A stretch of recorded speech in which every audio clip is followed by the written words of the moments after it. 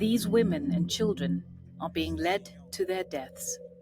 The soldiers accuse them of belonging to the jihadist group Boko Haram. In the final scene of this video, too graphic to show here, they're blindfolded, forced to the ground, and shot at close range 22 times. One of the women still has the baby strapped to her back.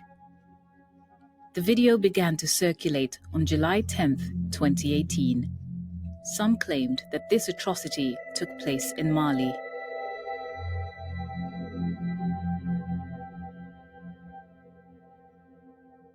But others said it was filmed in the far north of Cameroon, where government soldiers have been fighting Boko Haram since 2014. The government of Cameroon initially dismissed the video as fake news.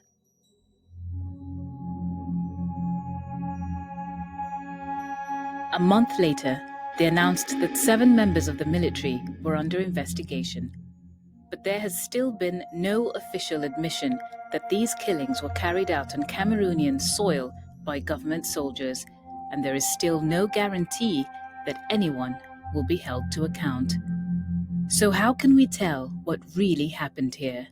Over the next few minutes, we're going to follow these women and children on the short walk to the end of their lives, and to glean from this video the clues that tell us where this happened, when it happened, and who is responsible for this atrocity.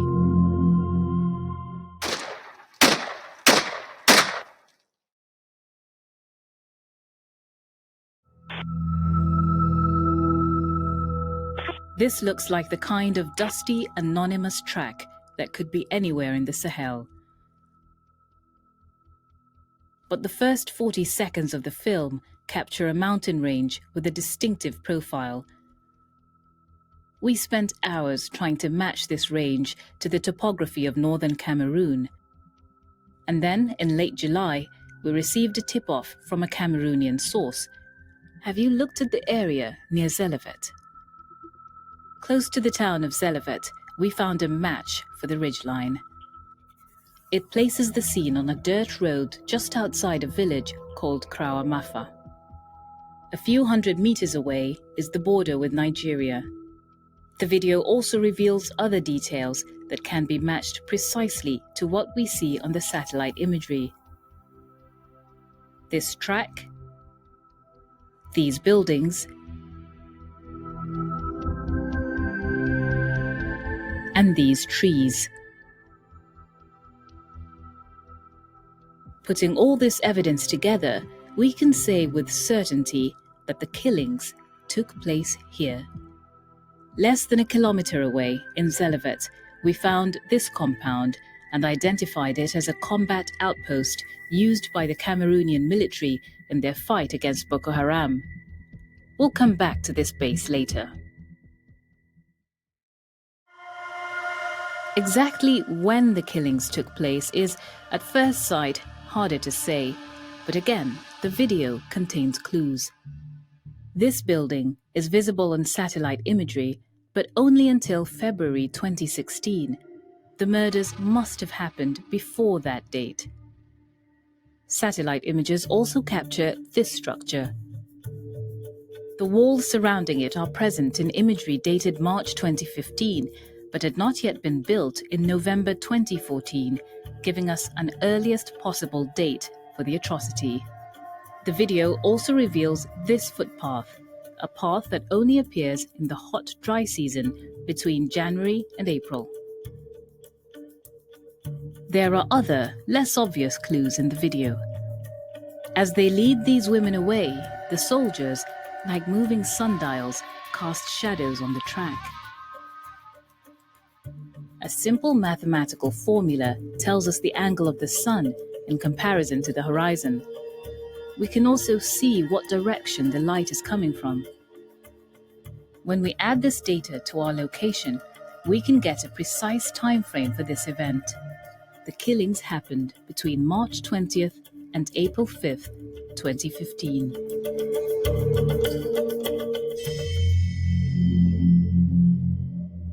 We now know where this happened, and we know when it happened. But who are the men who murdered these women and children? In July, Issa Chiroma Bakary, Cameroon's Minister of Communication, insisted that the killers are not Cameroonian soldiers and presented what he claimed was irrefutable evidence from the video itself. The weapons, he said, are not those used by the Cameroonian army in this area of operation. But our analysis shows that one of these guns is a Serbian-made Zastava M21. It's rare in sub-Saharan Africa, but it is used by some divisions of the Cameroonian military.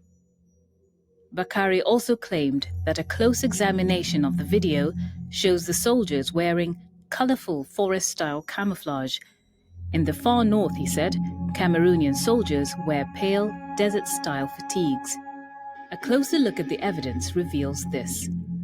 Cameroonian soldiers, seen here in a 2015 report by Channel 4 News, filmed in Zelefet, wearing darker, forest-style fatigues, similar to those seen in the video. On Facebook, we also found these pictures of other Cameroonian soldiers wearing the same type of camouflage. The images are tagged to Zelefet. Bakary also questioned why the soldiers are not wearing the standard combat gear of troops stationed in that area: heavy helmets, bulletproof vests, and rangers' boots. The answer is that the soldiers were not out on patrol. They were just a few hundred meters away from the combat outpost we saw earlier. We know that this is a military base because we matched the features visible in satellite imagery to the details in the Channel 4 News report that was shot here in 2015.